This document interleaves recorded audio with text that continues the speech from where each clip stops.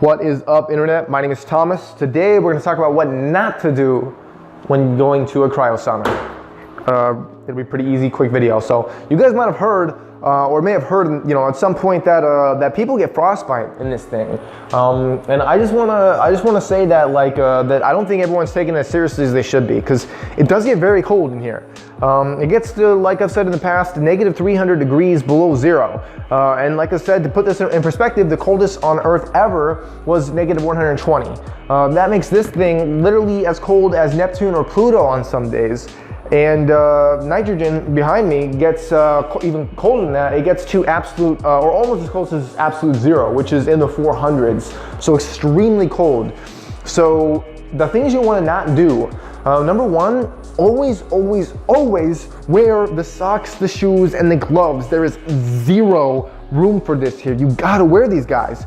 I know that maybe you can get away with not wearing like the shoes sometimes, but you don't have a pair of shoes over here.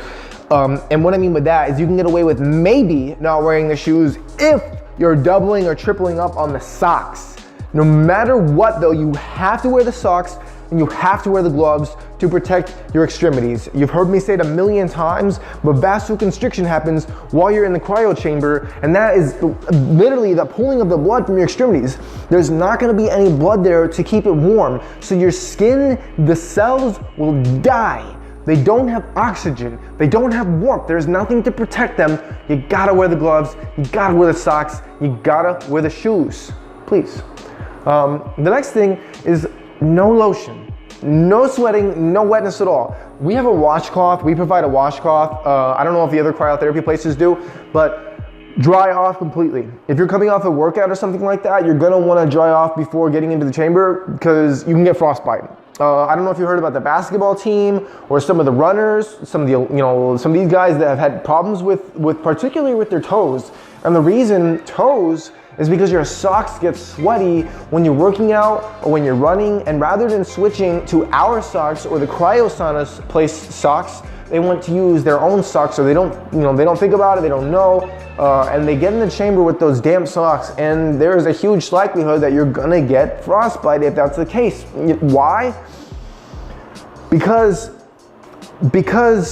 liquid and solids take the warmth out of your skin much quicker than something like a dry nitrogen gas would. That's what makes this safe, is the fact that it's a dry liquid nitrogen gas. As soon as we introduce elements of liquidness, moisture, that's when we start to see problems.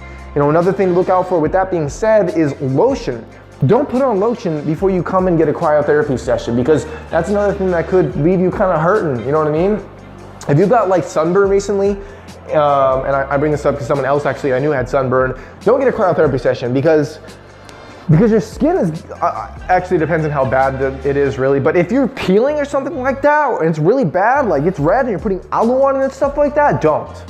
The other thing, if you have heart problems, don't do it. Anything regarding heart problems at all, this is an environmental stressor. So just like if you were to take a cold bath, in fact, if you were to take a cold bath instead of getting the cryo chamber and you have heart problems, you're dead, unfortunately, because the shock that's gonna hit you, the rapid breathing, so many people just pass right then and there. As soon as they hit the cold water, they're panicking and like everything's going haywire, and it just is. So you can't, that's another thing. Let's see, what's another thing you need to be considerate of when going in here? Those are the main things, honestly. Just those guys right there. Wear your gloves, wear your shoes, don't be wet, and please tell us if you have like major heart issues more than anything. Obviously there are some other cases, if you have like Raynaud's, or if you're allergic to cold, if these kind of things, those are big things. If you have a pacemaker, again, that kind of goes back to the same heart problems. That's another case where you shouldn't.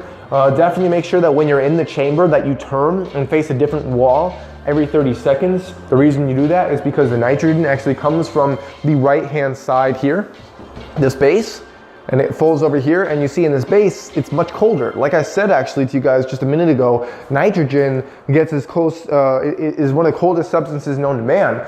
And so a very cold blast of air is coming from this side into the chamber. So you want to make sure that you're turning every now and then to make sure that the air coming from there isn't just hitting one spot the whole time and really, really cooling that area and that area alone down, if you get what I'm saying. So yeah, I think that would be about everything I want to say today. Those are the things you don't want to do when you visit a CryoSauna. And I hope you enjoyed this video. If you did and you're feeling generous, please drop a like on this video. It helps us out a lot. If you have any questions, comments, I will 100% get back to you like that. And until next time, guys, take care. Peace.